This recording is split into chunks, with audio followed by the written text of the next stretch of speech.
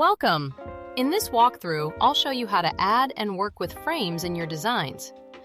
Frames are a fantastic way to style your images and make your layouts more polished.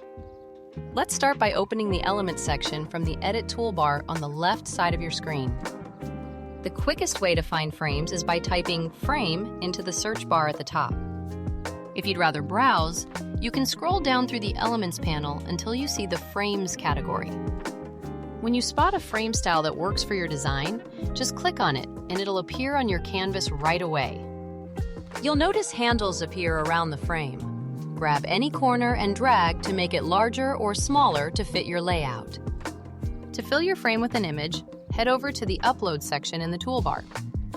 Select the photo you want to use and it will automatically drop into your frame. You can fine-tune how the photo sits inside the frame by adjusting its position and scale until it looks just right. When you're happy with everything, click the Share button to save or export your finished design. That's all there is to it.